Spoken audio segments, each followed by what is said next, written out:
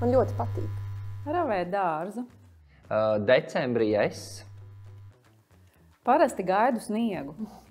Tu sagaidīji? Ir. Līdzdalībā man patīk. Rezultāts. Un svarīgākā lieta, lai līdzdalība notiktu, ir... Klātienes sarunas.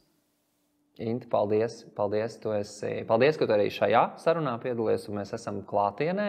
Kaut kā mūsu skatītāji un klausītāji mūs var vērot arī neklātienē, un tā droši vien ir tā mūsdienu priekšrocība tehnoloģija, ka mēs varam dažādos veidos sarunāties. Bet jā, tu esi šodien šeit, tu esi vēl līdzdalības sarunās, un mēs gribam runāt par līdzdalību, bet arī par tavām pieredzēm un to, ko tu dari ikdienā. Un viena no lietām, Inti, ko mēs zinām par tevi, ir, ka tu šobrīd vādi to procesu, ko sauc par Eiropas kultūras galvaspilsētu, vismaz Latvijas kontekstā, kad 2027. gadā Liepāja kopā ar saviem partneriem kļūs par Eiropas kultūras galvaspilsētu. Varbūt tu drusciņās var ieskicēt vispār, kāds ir tas tavs ceļš līdz šim, jo laikam vienā dienā tas nenotika, ne pats kultūras galvaspilsētas status, vai ne arī tavs ceļš līdz šim procesam un amatam. Varbūt tu drusciņās var iepazīstināt mūs ar savu ceļu līdz tam. Tajā brīdī, kad mēs strādājam kopā kā komanda ar tik daudz partneriem, vismazāk liekas, ka jādomā par sevi. Kur es tur biju, kāpēc, ko es kaut kādā notikuma plūdumā reizēm ir jāļaujās, lai tā taka izveidotos par tērcīti pa upi un kanālu un aizplūst tālāk uz jūru. Un tas mans stāsts sākās patiesībā ļoti jautri un pat smieklīgi. Tagad atceroties, man atsūtīja ziņu.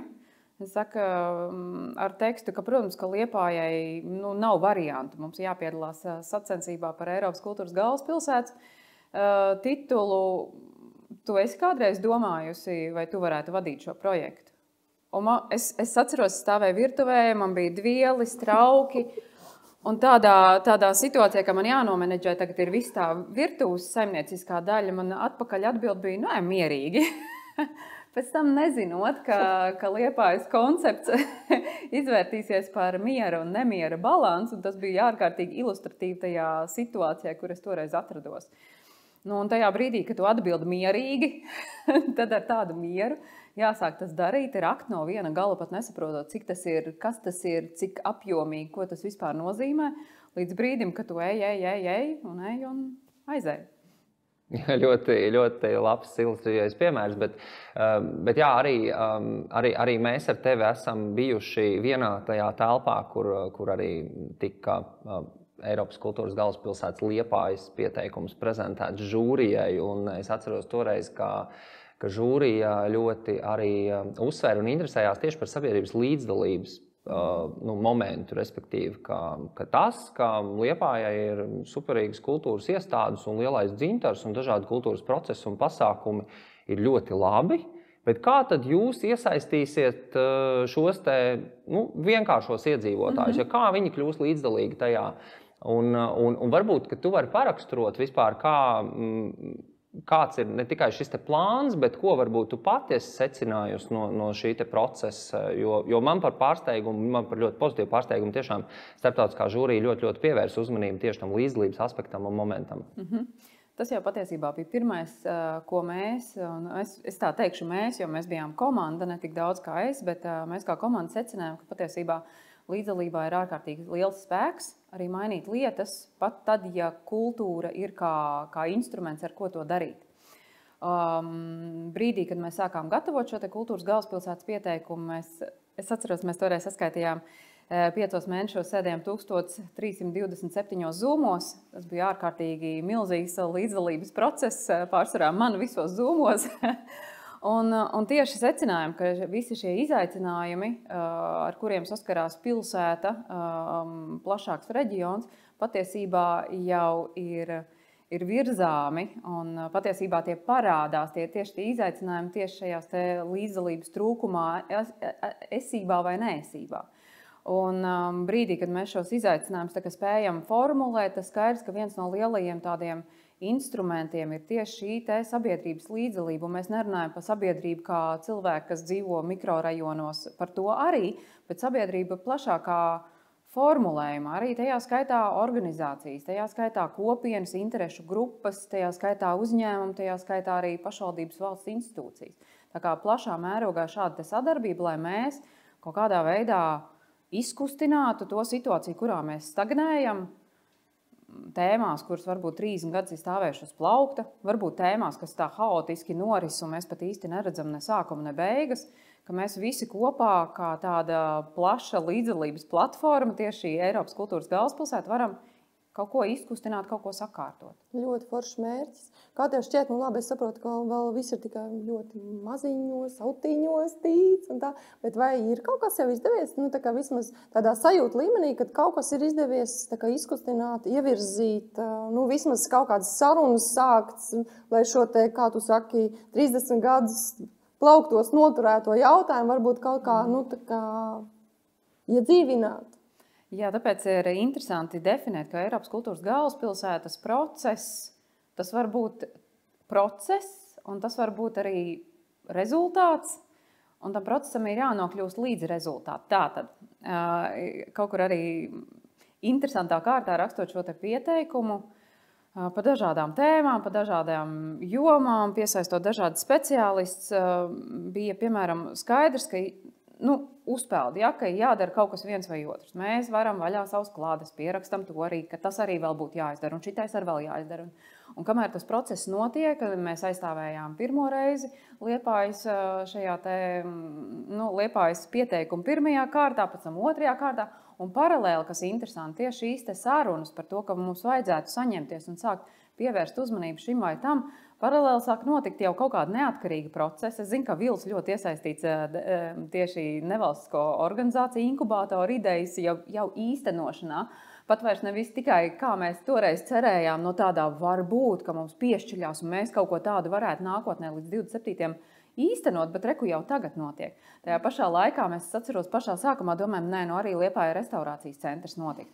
Un no zila gaisa uzrodās Ivars, ar kuru jūs arī esat runājuši, un saka, jā, restaurācijas ir mans lauciņš, un mēs ejam jau nevis vairs tikai no sākuma, domājot, meklējot, kuros punktos saslēdzās, bet jau no kaut kāda jau nākamā turpinājuma. Aha, šis tā tad ir sakustējies, viņš jau sāka notikt, skatīties, kur tie atbalsta mehānismi, kā tas vispār ieguļās, un ķeramies tālāk, tā tad jau nevis pie 0 punkta, bet jau kaut kādos plusos. Forši dzirdēt. Tā kā vairākas tādas tēmas ir bijušas, un mēs šobrīd arī liekam, jāsaka, uz kājām arī pārējo, kas vēl visā tajā garajā sarakstā, kas nav īsts un nav maziņš, un tur noteikti arī jāvar atsijāt, kas tad ir tas, kur mēs būtu arī kā sabiedrība gatavi sakustināt, un varbūt ir kaut kādas tēmas, kuras ir maķinīt jānogulstās līdz kādam, 24. 25. gadam, 26. Kas tev pašai, varbūt kā vadītājai, varbūt, ka tev ir kaut kas, ko tu ļoti gribētu redzēt, ka tas īstenojas? Tieši līdzdalības kontekstā. Man vairākas lietas. Man tagad ir kurā pirkstā kosti. Kod visos pēc kādas pusstundu laika? Jā, man es tiešām ļoti vēlētos redzēt tiešām iedzīvināts apkaimes Liepājā un arī plašākā reģionā, arī Dienvidkurzemē Kuldīgā. Es ļoti vēlētos, lai arī brīvprātīgo schēma, ko mēs tagad izfunktierējam, saliekam kopā, piesaistam speciālistus, organizācijas, ka arī tā pārvēršas par tādu kaut kāda veida sistēmu, kas pēc tam turpina dzīvot arī pēc 27. gada. Es ļoti vēlētos redzēt Liepājas jaunu biblioteku, kur bibliotekāri atvērtām rokām gaida lasītājs, un lasītāji ir nemazums. Man tādas ideālos balstītas tēmas par skaisto pasauli, bet tas nemaz nav tik nesaredzams. Patiesībā vēl, ko es tiešām cerētu, ka tas ir, ka mūsu arī nevalstiskās organizācijas jau ir kā tāds reāls spēks arī ne tikai kultūras jomā, un tāds stabils partners arī visās pārējās pilsētas attīstības jomās, kur nevis stāv tādā lūdzēja pozā, ka lūdzu pievērsiet mums uzmanību, bet iet un jau kaut kādā ziņā arī kapā to savu jomu. Jo tas, kas interesanti, ko es atsaucos uz tiem 1000 zūmiem, kur mēs sēdējam ļoti bieži bija situācijas, ka tajos daudzajos lodziņos paliek tāda lūdzēja funkcija, ka kamēr pašvaldība, kamēr valsts to un to neizdarīs, mēs jau arī tikmēr nē. Kamēr tikmēr mēs arī nē. Un likās tieši, ka iespējams ar Eiropas kultūras galvaspilsētas procesu jāiedod lielāka balss tieši nevalstiskajām organizācijām, kas spētu tiešām arī paņemt tādu savu jomu, savu tēmu, bet tādā stabilā veidā ar abām kājām stāvot uz zemes un nešūpojoties. Jā, tu ļoti brīnišķīgi. Man arī viss tās, mēs arī nezinātu, kurā pirkstā kostā man būtu jāizvēlās tavā vietā. Bet kā tev šķiet, kas ir tās, ko tu saredzi, teiksim, kas ir tie kaut kādi šķēršļi galvenie, ko tu jau uzreiz atpazīsti? Tātad, lai nokļūtu, piemēram, uz aktīvām apkaimēm, tātad mums ir jāsalauž tas, jā. Kas ir tie šķēršļi, piemēram, lai tiktu līdz tai skaistajai ainai, kuru tu uzbūri? Lielākais šķērslis ir cīņa par laiku un par uzmanību. Un ir brīnišķīgas idejas, un ir brīnišķīgi cilvēki, un ir brīnišķīgas pat vēlmes, bet tajā skaitā, ka mēs esam knapi 2 miljoni iedzīvotāji šajā valstī, un mēs katrs pildam vairākas funkcijas, pat sēžot uz viena krēsla, tad ir ārkārtīgi grūti izlausties līdz kaut kādam uzmanības lokam. Atkal ar kaut kādu parunāšanos, atkal ar kaut kādu jaunu ideju. Patiesībā, man liekas, tas ir tas īstais izaicinājums, ko mēs piedzīvosim nākotnē un turpmāk tieši iekļūt ēterā ar kaut kādu tādu jēgpilnu virzību uz rezultātu. Jo es nezinu, es zvanītu Vilim, vai zvanītu tev, vai zvanītu vēl kādam. Skaidrs, ka tev ir pilns kalendārs, skaidrs, ka tu pildi vairākas lomas. Un bija interesanti arī ceļā uz galvaspilsētu. Atceros, ka mēs bijām komanda, bet mēs komanda bijām... Es biju uz pilna laika kā ekskluzīvā kārtā. Man liekas, ka uz vienu brīdi arī mana viena kolēģe, bet neviens no vairāk no 10 cilvēkiem nebija pilna laika veltīts pat procesam, kurām mums ir pilsētnieki devuši tādu uzticību. Un mums ir jākapā pirms darba laika un pēc darba laika, vienkārši lai virzītu uz kaut kādu mērķi. Un jā, arī kultūras galvaspilsēta, es redzu, ka tas ir tas lielākais izaicinājums. Mēs slīkstam ārkārtīgi milzīgos informācijas apjomos. Mēs bieži vien kaut ko dublējam vienu un to pašu, bet tieši nokļūt līdz tam tīradnim. Un es domāju, ka tas ir iespējams iemesls, kāpēc daudz lietas ir haosā un daudz lietas arī ir plauktos 30 gadus. Tāpēc, ka tas vienkārši mums trūkst ēters tam pieķerties. Jautājums, kā to izdarīt, tas arī nemaz netik vienkārši. Mums pašiem jāmaina ieradumi vispār no rīta ķerties pie darba, vakarā iet gulēt, nolikt robežas, salikt kaut kādas prioritātes. Un tas nav vienkārši. Tā kā es domāju, ka šie nākamie gadi būs mums liela mācības stunda. Es runāju gan par savu komandu, gan apkārt, gan Liepājas reģionu tādu kultūras lauciņu, gan arī sabiedrību kā tādu. Ja mēs sakam, ka mums ir šis vai tas svarīgs tiešām, uzdot vēlreiz jautājumu, tas tiešām ir. Mums liekas, mēs tā runājam arī par līdzdalības procesiem un kā tas, mēs tagad visi celsimies un iesim. Tiešām. Un cik procesos tu piedalies, kur tu esi, vai ne? Arī tas prasa kaut kādā veidā godīgumu. Ja mēs ejam ar karogu uz lūpām, ka mēs gribam šo vai to, tiešām tu to gribi, jā? Tiešām atzūmējies nost un paskaties, vai tiešām vēlreiz atbildi. Nē, vispār jā. Un tas ir šis arī tas posms. Tagad mums bija tā skaistā grāmata, dabūjām titulu, un tagad tās vīzijas, tās idejas, kā tad viņas no papīra pārvērst tajā realitātē. Un ļoti bieži runājot par līdzdalību, ļoti bieži ir situācija, kur es kā vienkārši ideju groziņš, vai mani kolēģi kā ideju groziņš, mēs dodamies atpakaļ pie partnera, bez maz vai ietirgot atpakaļ to tavu ideju. Tu atceries, kā tu gribēji? Tu atceries, kā tas tev bija svarīgi? Tu atceries? Tiešām? Jā, bet zini kā, tas jau tagad tā, un kas jāņem vērā. Mēs arī, tāpēc ir ārkārtīgi svarīgi būvēt arī šo kultūras galvaspilsētu notikumu ķēdi aktuāli tam laikam. Mums arī nevajag, iespējams, ka kāda tā ideja, kas 30 gadus tur ir sutusi tajā plauktiņā, varbūt, labi, āmena baznīcām. Tā viņa arī aizgāja. Varbūt, ka diemžēl, jā, vienmēr diemžēl, un varbūt kaut kas pa spirāli pieķerās klāt. Rekā būvējās kopā. Kas arī priecīgi, ka mēs neesam vieni paši, mēs neesam kultūras galvaspilsētas komanda kā vieni paši lielā jūrā, jo mums ir neskaitot to, ka ir partneri un arī pietiekami liels sabiedrības atbalsts. Vēl ir tāda brālīga organizācija kā citas kultūras galvaspilsētas. Visi vienalga, vai viņi atrodas Slovākijā, Slovenijā, bagātajā it kā Norvēģijā vai Somijā, tie procesi jau vien un tie paši. sabiedrības līdzdalības izaicinājumi ir vieni un tie paši, un tā ir tā brīnišķīgā ideja, kuru mēs un arī saviem partneriem, kas attīsta projekts, varam piedāvāt, saslēgties kaut kādā ķēdē un risināt. Mums tieši šodien bija, piedodiet, man tāds viens garš monologs sanāk. Tu esi ļoti labi ātrumu uzņēmus manā skatījumā. Bet tieši šodien mums bija kolēģi tā pāri darba galdiem saruna, ka mums arī piedāvā kādā Somijas projektā piedalīties arī jau izglītības jomā, arī pa demokrātijas jautājumiem. Un tad tik interesanti, ka mēs varam saslēgt kopā ar mūsu izglītības pārvalde par demokrātijas jautājumiem, ka mēs varam to tīklu veidot plašāk un ka tas notiek tā jaudīgāk. Un, protams, ka tas, cik mēs jaudīgi to uzņemsim, tas, protams, ir atkarīgs no mūsu paša šīs te vēlmes. Tiešām mēs to vēlamies. Inti, ļoti interesanti, jo tu kā reiz pieminēji arī šos starptautiskos partnerus un citas Eiropas kultūras galvaspilsētas, un šis tituls tā kā nav šogad tikai radies noteikti. Kā tu redzi, tev ir bijusi iespēja arī mazrusiņās ar kolēģiem gan komunicēt, gan klātienē kādas lietas paskatīties. Ko tu redzi, kas varbūt ir tās foršās idejas, kuras varbūt konkrēti tu esi ieraudzījusi un padomājusi, šitas būtu ļoti labs risinājums mums Latvijā, vai šitā būtu ļoti fantastiska ideja kaut kur, nezinu, Liepājā vai Dienvidkurzemē vai Kuldīgas novadā. Varbūt, ka tev ir kaut kas tāds, ar ko tu gribi padalīties? Tik daudz. Es tā labdabīgi citreiz, ka apmeklēju kultūras galvaspilsētu, saku, man tā skauž. Es tā pierakstu sev blociņā, sākot ar to, kā no komandas kaut kādas funkcionēšanas, beidzot ar tiem partneriem. Redz, katrā tajā pilsētā ir ļoti unikāla kombinācija. Un tā kā ir Liepājā, tā nav Oulu, tā nav Tartu un tā nav Trenčinā. Un savukārt tas, kas viņiem ir tāda kombinācija tiem speciālistiem, cilvēkiem, tas savukārt mums trūkst.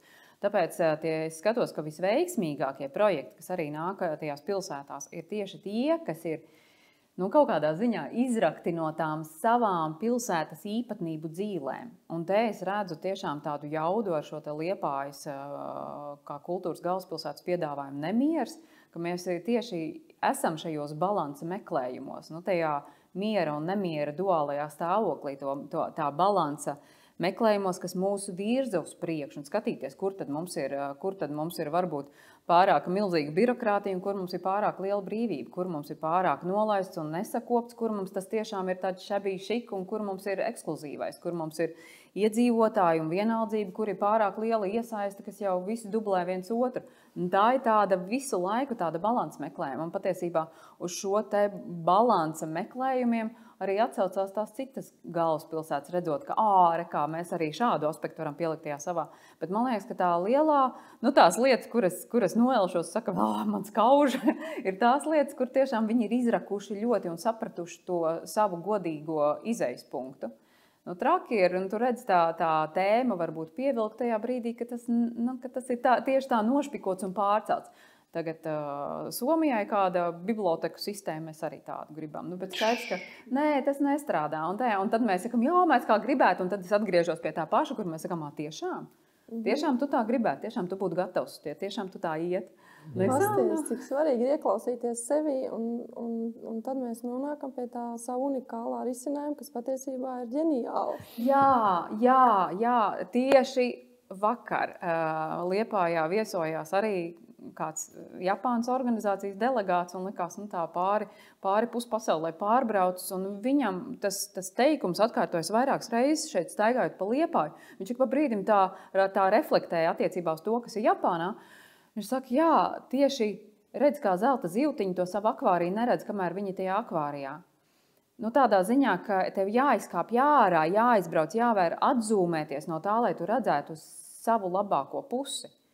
Zelta zivtiņai akvārijas kā labākā puse, bet sausim. Tur kaut kas tāds pagodināšāks prasītos, bet ka tu izkāp ārā un paskaties tad no savas puses un tā, saka, bet redz, tāds momenti. Un tā, jāsaka, tas kultūras galvaspilsētas, tie momenti gribās viņus tā notvert un ielikt tajā gan 27. gadā, gan arī ceļā uz, jo tie jau būsim mēs. Tie jau būsim mēs paši. Neviens brīnumdars ar nevienu tādu neatnāks. Nu tā. Ko tu redzi no šīm citu pilsētu pieredzēm un arī no tā, kur, protams, es domāju, ka arī Liepājas pieteikums ir tāds diezgan uz lielām gaidām arī uzbūvēts, ja, ka tagad tajā 2027. gadā kaut kas notiks, kaut kas būs, un tad mēs iziesim pilnīgi citi nekā pirms tam. Ja. Protams, noteikti es arī ceru, ka daudzas no tām lietām, tām foršām idejām piepildīsies un tiešām kļūs par realitāti. Bet nevis tādā plikā cerības ziņā, bet ka tiešām, ka mēs strādāsim pie šīm idejām, jo tikai tad noteikti tās kļūs īstenība. Bet tā otra lieta ir, ko es te gribēju paprasīt, tā kopumā, ko tu redzi, ko vispār maina šis Eiropas kultūras galvaspilsētas process? Es negribu jautāt, vai tas kaut ko maina, jo droši vien skaidrs, ka tas kaut ko maina, bet ko arī šobrīd es saskatījusi jau citu teiksim, pilsētu piemēros un domājot varbūt tieši par Liepāju un partneriem, ko tas varētu mainīt. Skatoties tagad kopumā uz to, kas ir noticis, uz tām galvaspilsētām, kas ir izdarījušas arī milzīgu darbu. Protams, katrai savs stāsts, ja? Katrai savas stiprās puses un vājās puses, katram ir kaut kādi gļuki, jāsaka, un kaut kāda ritīgā neizdarība. Man liekas, tā viena cieņa pret dažām galvaspilsētām ir, ko es esmu dzirdējis konkrēts piemērs, ir tas, ka viņi tiešām ir spējuši noraut roķeni kaut kādos atsevišķos procesos. Nu tā, ka mēs beidzam vilkt kāju kaut kur. Mēs vienkārši šo lietu savā pilsētā, reģionā pārstājam darīt. Tas, kas tiešām mainās, ir katrai pilsētai ir palicis pāri kaut kāds viens viņiem svarīgs moments. Vai vienkārši viena svarīga, vai tā ir tradīcija, vai tā ir kaut kāda tiešām izveidota jau sadarbības sistēma. Orhus 2017. gads, viņam ļoti spēcīga brīvprātīgo programma. Kauņa 2022, viņiem ir tiešām spēcīgs šis pilsētas tēla maiņa, bez tā, ka viņiem vēl ir ļoti labs tāds burtiski darba grāmatas, metodoloģija sadarbībā ar jaunatni, sadarbībā ar apkaimēm, sadarbībā, nu tā, kas man vēl uzreiz nāk prātā, arī vairākas pilsētas, kas patur to vienu kaut kādu lietu. Un šī gadījumā tas ir tagad tāds mūsu šaha gājienu sērija, kas tad būs tas, kas paliks pēc Liepājas. Nu, tad es ceru, ka tā būs biblioteka, ka tas būs spēcīgs NVO, ka tie būs brīvprātīgi, manis visi nosauktie, un plus vēl tiešām tāda atpazīstamība. Un tiešām to kaut ko vienu var izmainīt. Jautājums ir interesanti, ko, piemēram, arī tagad divas galvaspilsētas, viena Leeuwarden Nīderlandē, viena Matera Itālijā, ka viņiem notika kultūras galvaspilsēta, un jāsaka droši vien atklāt, ka visi pēc tās galvaspilsētas atkrīt krēslā, un labi, tas ir pārdzīvots, tagad kas tālāk, ne? Nu, tā var būt, un, protams, ka tā uzmanība. Bet paiet kaut kādi 2-3 gadi, un kur pilsēta skatās, ka tiešām ar šo te kultūras notikumu, ka mēs tiešām esam toreiz varējuši pamainīt, un patiesībā ir radusies situācija, ka mums tagad ir vajadzīgs atkal vēl kaut kādi izaicinājumi, kas ir iesprūduši, kurus mēs varētu salikt kopā un izdarīt. Tā tad Leeuwardens piemērs. Viņi pēc šīs kultūras galvaspilsētas vairākus gadus pēc tam izdomāja arī tātad. Viņi vēlējās apzaļumot centru. Tur visu laiku tur bija stāsts par to, ka vides daļa iet pie iedzīvotājiem, iedzīvotāji pie vides daļas, un tur netiek galā nekādā veidā stādīsim kokus, nē, te man vieta, te jābrauc ar riteni, te nav, te mēs nevaram, te kultūras mantojums un tā tālāk. Un tagad, ko izdarīja pilsēta? Pilsēta iedeva rokā šai organizācijai, kas varētu, potenciāli pastīsimies, kā tas strādā. Pilsētas šī organizācija izdomāja, ka izdarīsim tādu performanci, ka mēs savedīsim mežu iekšā centrā. Fiziski milzīgus kokus. Droši vien, ka viņi sauca konkrētu skaitli, nezinu, bet var sakot konkrētu mežu pieveda pilnu pilsētu, un tā doma bija tāda, ka visas vasaras garumā šo te mežu mēs ar milzīgām kastēm pārvedāsim no viena laukuma uz otru. Un mēs iesaistīsim brīvprātīgos, kas ar tām milzīgām tačkām, viens stum, viens velk, vedīs tagad to mežu pa visu pilsētu. Un saprotiet, cilvēki tagad, kur ir visu vasaru sēdējuši zem kokiem, ēnās, tur ir bijuši visādi korporatīvie pasākumi, tur ir bijuši bērniem rotaļas, viss kaut kas pēkšņi. Tagad tas mežs aiziet, zini, kā tu tā paliec? Jā, bet ko darīt tagad? Vai ne? Ko darīt? Varbūt, ka tomēr man tas savs ego ar to savu to nekustamo īpašumu bišķiņu tā kā jāpārskata, un arī pilsētā varbūt jāpārplāno kaut kādi ceļi, un varbūt, ka īstenībā mums ir vajadzīgs nevis 1 vai 2 koki, bet reku vesels mežs stacijas laukumā. Nezinu, tagad, kā viņiem tur tas tālāk, bet viņi tad apņēmās, ka ik pa 3 gadiem kaut kāda tāda liela mega notikumu, kaut kāda nevis pat mega notikumu, kas finālā var būt mega notikums, bet vienu lielu pilsētas izaicinājumu caur šo spektru arī skatīties, bet tad arī ļaut tiem radošiem cilvēkiem izfunktierēt, kas tas varētu būt. Un es domāju, ka tas ir vēl viens mērķis, ko es gribētu redzēt šajā visā stāstā līdz un arī pēc 27. gada, ka dod balsi arī radošajiem cilvēkiem. Ka tiešām dod tādu ļoti nozīmīgu balsi, ka tiešām radošais sektors nav tikai patērētāju apmierināšana, koncerts atnāca, aplaudēja, aizgāja, mēs te ražojam savā nodabā to, ko kāds grib redzēt un to, kur tauta nāks. Skaidrs, bet izdomā tieši to apakšējo domu, kāpēc, tad, kad tas cilvēks atnāk, kas ir tas rezultāts, ko gribās. Un tas paņem laiku, un tas ir tas, kas ir šobrīd tas mūsu mājasdarbs, ko grūti izskaidrot, ko tad jūs tur darat. Bet tas ir viens gals, tas ir viens tas radošo gals. Un otrs gals ir tieši attiecības ar sabiedrību veidošana. No vienas puses, lai radošie domā, lai nāk ar savām kombinācijām, iezūmējās, paliek pa nakti, pieceļās no rīta, aplaudē vienalga, kāds tas process ir, kur es tādā apjomā pirmo reizi skatos no malas. Jo es esmu tā kas saved tur tajās visās rūtiņās beigās, bet no otras puses ir sabiedrība, no otras puses ir cilvēki, mani kaimiņi, šoferi, frizieres, mikrorajoni, ka tajā brīdī arī, un tam paralēli jānotiek, ka savukārt otrā galā ir jāvar, kādā otrā galā, kurš ir pirmais, kurš ir otrais? Jā, es tagad sev uztaisīju tādas 2 galus, bet tajā otrā pusē tie, kas būs sagaidīti, kā nāk arī cilvēkiem, tur ir jāvar paskatīt, jāpalīdz varbūt attīstīt apkaimes, veicināt brīvprātību, veicināt šo un to un jauniešu programmu, un varbūt, ka senioru, vispār mūža izglītības aspekti un kaut kādas tādas lietas, ka tajā brīdī, kad ir tas 27. gads, tad abi gali satiekās, vai ne? Kaut kā labi. Jā, bet es domāju tieši tā, jo tas jau īstenībā arī paprasa šausmīgi lielu spēku un enerģiju kaut ko ļaut. Lūdzu, tagad tā, man ir plāns 2027. gads, man ir vajag to.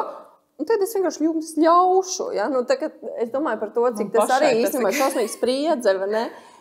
Kaut ko kādam ļaut iesaistīties un ļaut arī realizēt kā cilvēki. Mēs taču katrs pilnīgi savādāk kaut ko, visu redzam pilnīgi savādāk. Ja?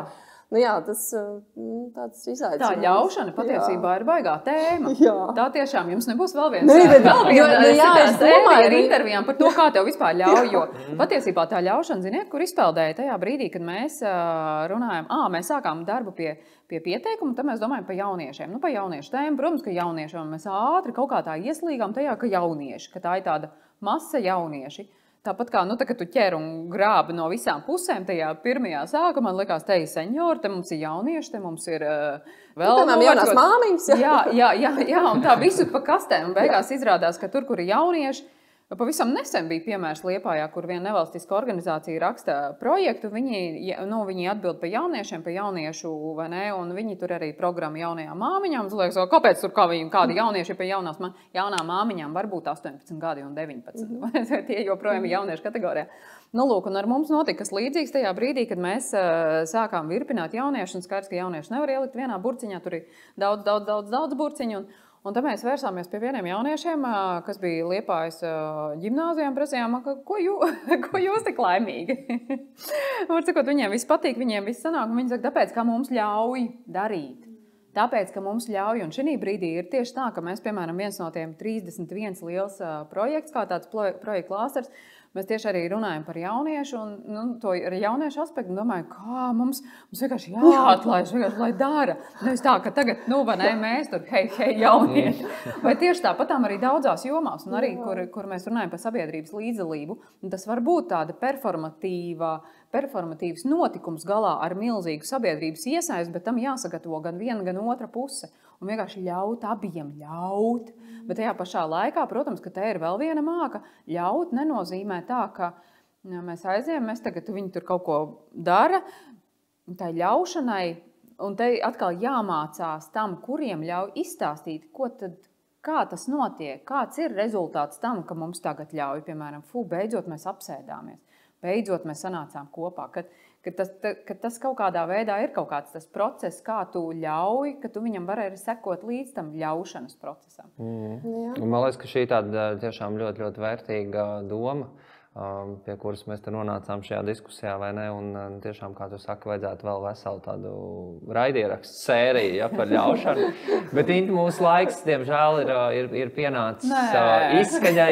Jā, bet mēs noteikti varētu turpināt dažādos citos formātos. Turbūt tev vēl noslēgumā ir kādas gala domas, idejas, atziņas, ko tu gribi vēl pievienot mūsu sarunai.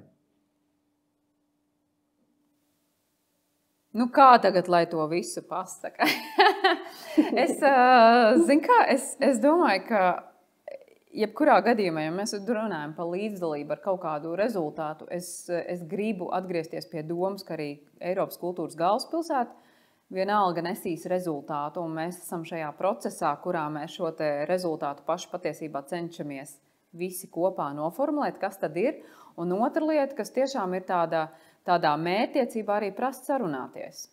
Nu, tas līdz galam, tas tiešām ir ārkārtīgi vērtīgi, un to es novēlu gan jums, gan mums. Un tajā brīdī, kad ir kaut kāds kreņķis vai krampis vai prieks vai kaut ko, tad arī mācēt to izpaust un sarunāties. Paldies, Inta, ļoti forša saruna un uz redzēšanos. Paldies. Paldies.